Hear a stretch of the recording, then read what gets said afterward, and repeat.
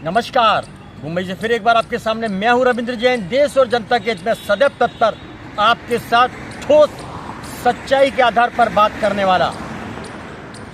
ये माया नगरी है, इसे मुंबई कहते हैं। ये बॉलीवुड है, इसे मुंबई कहते हैं। ये बड़े बड़े धनवान लोगों की मुंबई है, इसीलिए इसे मुंबई कहते हैं। आर्थिक नगरी है, इसीलिए इसे मुंबई कहते हैं। यह बहुत बड़ी बीएमसी है, एशिया का सबसे ज़्यादा फंड आता है बीएमसी के अंदर, इसलिए इसे आर्थिक नगरी कहते हैं। देखिए, बॉलीवुड, हॉलीवुड, आर्थिक नगरी, माया नगरी और छत्रपति शिवाजी महाराज का ये महाराष्ट्र खूबसूरत है, ये मुंबई। लेकिन सवाल ये उठता है, इस खूबसूरत मुंबई को यहीं के कुछ चंद नेताओं ने और शासन प्रशासन के लोगों ने इस खूबसूरत मुंबई पर कब्जा करा दिया है। किसका? वसूली की खातिर माफियाओं का कब्जा, फेरी वालों का कब्जा, पानी टैंकर माफियाओं का कब्जा, अवैध वसूली वालों का कब्जा, टोल पार्किंग के नाम पर कब्जा, कार पार्किंग के नाम पर कब्जा, क्लीनअप मार्शलों के नाम पर कब्जा, यहाँ पर मिलावट का कब्जा। यहाँ पर बहुत कुछ होता है, उल्टा सीधा खिलाया जाता है, दवाइयों में मिलावट हो रही है, लेकिन माल चाहिए शासन प्रशासन में बैठे हुए लोगों को। उन्हें शर्म ही नहीं है उन्हें बिल्कुल शर्म नहीं है कि मुंबई पूरी दुनिया में एकमात्र एक ऐसा खूबसूरत प्रांत है जिसे लोग लंदन कहते हैं, सिंगापुर कहते हैं, पेरिस कहते हैं। लेकिन अंग्रेज थे जब तक यहाँ की स्थिति बहुत खूबसूरत थी। ये आप देख रहे हैं कितनी बड़ी बड़ी बिल्डिंगें हैं, ये मुंबई हाई कोर्ट है। ऐसी बहुत सारी बिल्डिंगें हैं, जैसे यूनिवर्सिटी, मुंबई यूनिवर्सिटी, बहुत सारी बिल्डिंग है, और छत्रपति शिवाजी महाराज टर्मिनल है। यानी उन लोगों ने कितना खूबसूरत मुंबई को बनाया अपना समझ के, लेकिन ये लोग एक सड़क नहीं बना सके, ये लोग एक व्यवस्था नहीं कर सके। ये एक ही काम करते हैं, इन्हें सिर्फ वसूली करनी है और नाचना है। बोतल के अंदर बार में ठुमके लगाने हैं। क्या कहना है इन्हें? नाच मेरी बुलबुल तुझे पैसा मिलेगा, नाच मेरी बुलबुल तुझे पैसा मिलेगा। ये जाते हैं नाचने के लिए, तो वहाँ पैसा गड्डियाँ कहाँ से आएंगी? इन्होंने मुंबई को क्या कर दिया है, जगह जगह बांग्लादेशी और अवैध फेरी वालों को इकट्ठा करके मुंबई के हर फुटपाथ पर, हर गलियों में उन्हें घुसा दिया है।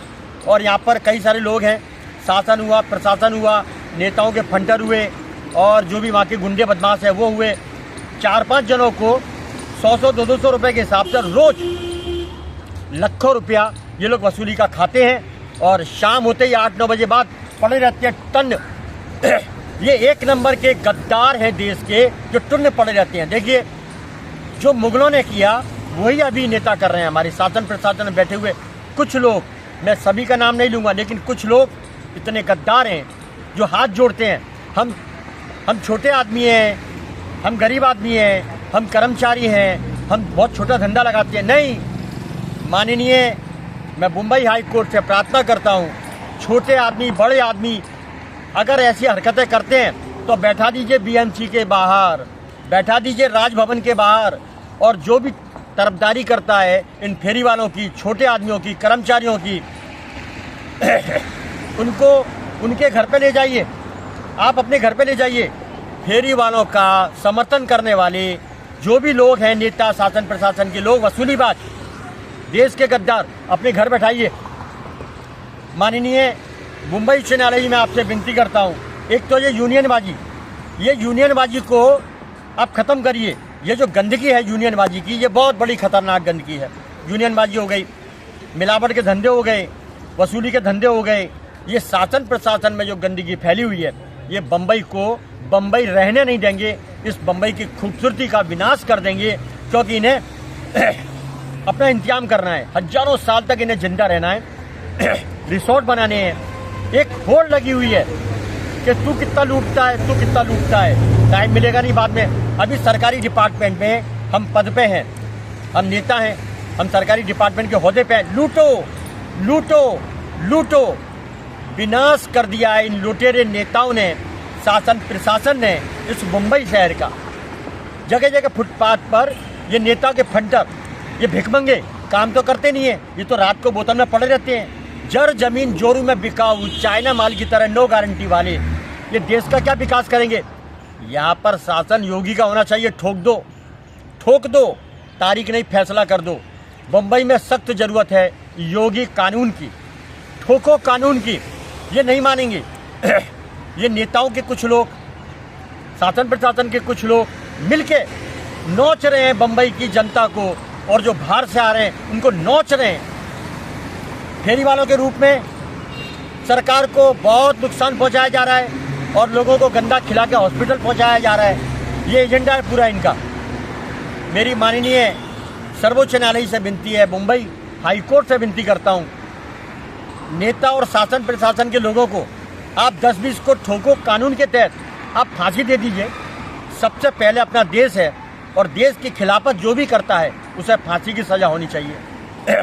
माननीय हमारे बॉर्डर पर आर्मी शूट आउट, उनको ऑर्डर है शूट आउट का।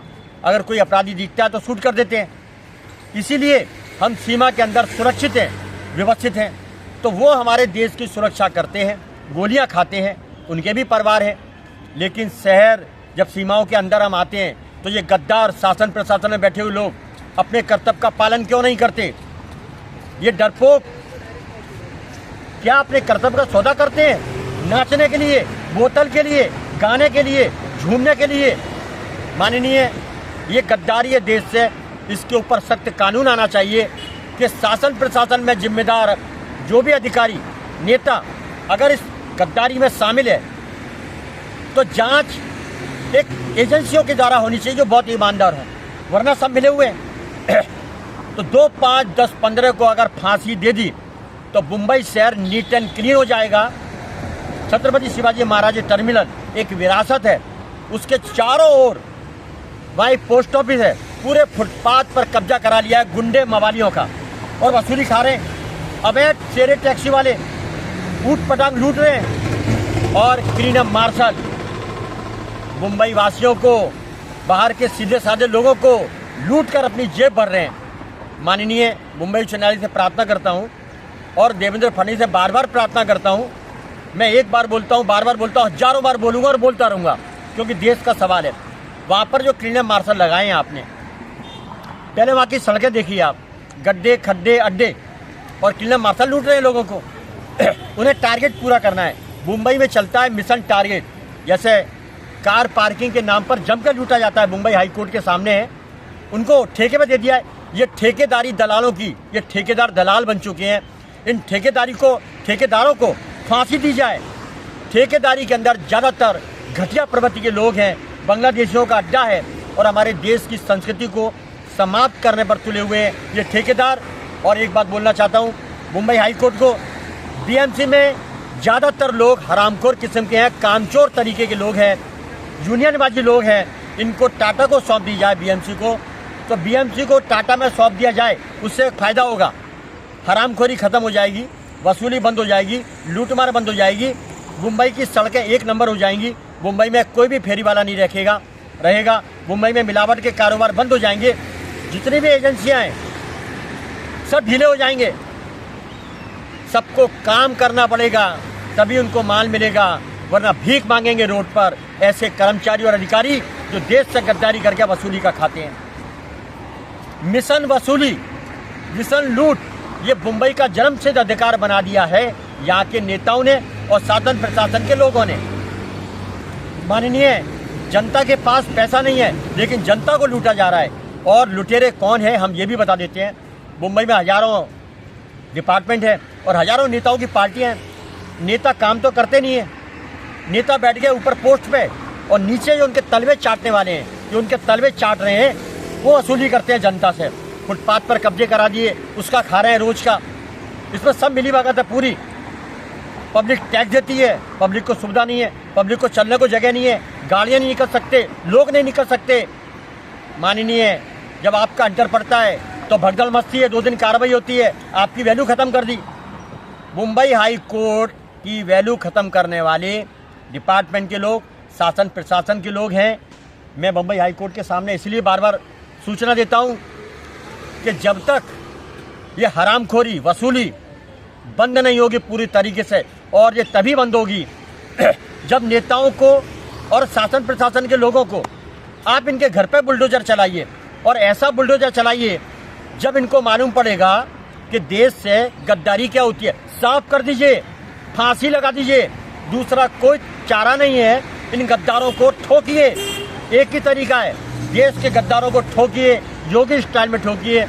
मुंबई खूबसूरत बन जाएगा। मुंबई खूबसूरत है, लेकिन इस खूबसूरती को यहाँ के फेरी वालों ने जो अवैध हैं, और एक मजे की बात, फोर्ट का एरिया है, वहाँ पर दीवारों में ठोक के दुकानें बना ली है। देखिए ये मिली भगत कितनी बड़ी है। वहाँ पर जो हेरिटेज बिल्डिंग है, उस हेरिटेज बिल्डिंगों के ऊपर, वो बिल्डिंग के नीचे जो पिलर है उसके ऊपर ठोक दिया और दुकानें बना दी है। कमाल हो गया, मुंबई का नाम मिट्टी में मिला दिया। कोई कानून व्यवस्था है ही नहीं। क्यों? सौदा करते हैं कर्तव्य का, नाचने के लिए पैसे लेते हैं, बाहर में जाते हैं, पैसे लुटाते हैं, बोतल पीसते हैं, फिर नाचते हैं और फिर घर पहुंचते हैं। ये लुटेरे, वसूलीबाज, बोतल के बाज और ठुमके लगाने वाले लोगों पर सख्त कार्रवाई हो योगी स्टाइल में। मुंबई बचाइए। मैं देवेंद्र फडणवीस से विनती करता हूँ, हाथ जोड़ के विनती करता हूँ, सत्ता पुण्य से मिलती है, लेकिन सत्ता का पुण्य बाद में कैसे होगा? आप सत्ता का पालन सही तरीके से करिए, कर्तव्य का पालन सही तरीके से करिए, और जो देश के गद्दार हैं उन्हें योगी स्टाइल में पूरी तरह साफ कर दीजिए, पुण्य मिलेगा। कहते हैं ना, अपराधियों को ठोकने में भी लाखों गुना पुण्य मिलता है। तो सत्ता का सदुपयोग होना चाहिए, और आपके मंत्रिमंडल के नीचे के लोग इस सब फेरी वालों में मिले हुए हैं, ड्रग्स माफियाओं से मिले हुए हैं, वसूलीबाजों से मिले हुए हैं, जो अवैध धंधे चलते हैं उनसे मिले हुए हैं, नकली घी, नकली दूध, नकली खान पान, ये सब सरकारी डिपार्टमेंट और शासन प्रशासन के लोग मिलके मुंबई को लूट रहे हैं और मुंबई का नाम खराब कर रहे हैं। आप मुंबई को सिंगापुर बनाने की बात करते हैं, आप मुंबई को लंदन बनाने की बात करते हैं, आप मुंबई को स्विट्जरलैंड बनाने की बात करते हैं, तो पहले अपने डिपार्टमेंट के लोगों को सुधार लो, वहाँ से गद्दारी बंद करवाओ, ये गद्दारों को ठोको, इनके घर तक जांच होनी चाहिए, मुंबई से उनके गांव तक। देखिए मुंबई को लूट रहे हैं और अपने गांव में ले जा रहे हैं, बड़े बड़े महल बना रहे हैं, सोने की नींटें रिश्वत के तौर पर खरीद रहे हैं और मौज कर रहे हैं। इन्हें देश और धर्म और संस्कृति से कोई लेना देना नहीं। ये देश के वो गद्दार हैं जो मुगल थे। मुगलों ने जो गद्दारी की, नरसंहार किया और हमारे भारत को बर्बाद किया, ये उससे भी खतरनाक है अपने ही देश के नेता और शासन प्रशासन के लोग। हालत बहुत खराब है। जो मुंबई हम देखते हैं, ये देखिए बाहर से खूबसूरत दिखेगी, लेकिन जिस दिन आप मुंबई के अंदर उनकी गलियों में चले गए तो ऐसा लगेगा जैसे बांग्लादेश आ गए, पाकिस्तान आ गए। इसकी खराब हालत कर दी है। वह फुटपाथों पर कब्जा करा दिया है, फेरी वालों का ढेर लगा हुआ है, बाहर से लोगों को बुलाया जा रहा है, नकली Aadhaar card, pan card, passport, ration card सब बना के उन्हें बैठाया जा रहा है। ये गद्दार, इनको फांसी देनी चाहिए। आखिर राशन कार्ड, पैन कार्ड ये बने कैसे?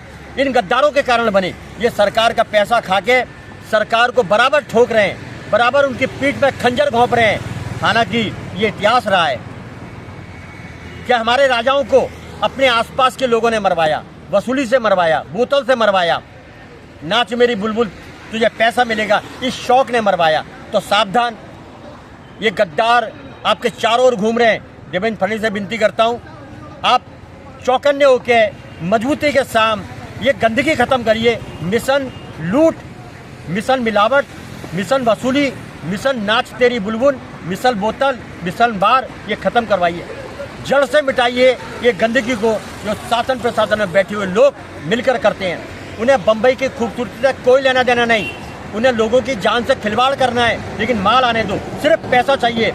ये ड्रग्स का काम करवाने वाले शासन प्रशासन के लोग, बम फोड़ने वाले शासन प्रशासन के लोग, ड्रग्स का धंधा कराने वाले शासन प्रशासन के लोग, गंदगी का सफाई अभियान जो चलाने का काम करते हैं, जो कर्मचारी हैं, उन पर रहम मत करिए।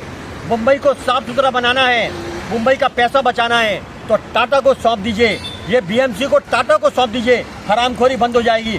शासन प्रशासन के लोग जो कर्मचारी हैं उन पर दया मत करिए। ऊपर से नीचे तक मिली भगत है, बहुत बड़ी मिली भगत है, गद्दार हैं ये लोग हमारे देश के। बस इतना ही कहना चाहता हूँ। देवेंद्र फडणवीस से विनती करता हूँ और मुंबई हाईकोर्ट से विनती करता हूँ कि ऐसे लोगों को बीच चौराहे पर फांसी देनी चाहिए जो देश से गद्दारी करते हैं और हमारे मुंबई, महाराष्ट्र को, हमारे भारत को ड्रग्स का अड्डा बनाने पर तुले हुए हैं, मिलावट का अड्डा बनाने पर तुले हुए हैं। रहम ना करिए, यूपी स्टाइल में इन्हें ठोकिए। बीच चौराहे पर जिस तरह योगी ने ठोका, लटका दिया, तारीख नहीं फैसला कर दिया, आज इन्हीं लोगों को कोई रहम नहीं करना। शासन पे शासन में बैठे हुए लोग, कर्मचारी से लेकर अधिकारी तक, आपके नेताओं से लेकर फंटर तक जो देश के गद्दार हैं, उन्हें बीच चौराहे पर गोली मारी जाए। दूसरा कोई तरीका नहीं है देश को बचाने का, मुंबई को बचाने का। बस इतना ही काफ़ी है। मुंबई हाईकोर्ट से निवेदन करता हूं, मेरी बातों पर संज्ञान लिया जाए। आप ले रहे हैं संज्ञान, आप संज्ञान ले रहे हैं, लेकिन ये संज्ञान सख्त एक्शन में बदलना चाहिए, ठोको एक्शन। बस इतना ही काफ़ी है। नमस्कार, मुंबई हाईकोर्ट के ठीक सामने से मैं हूं रविंद्र जैन। जय हिंद।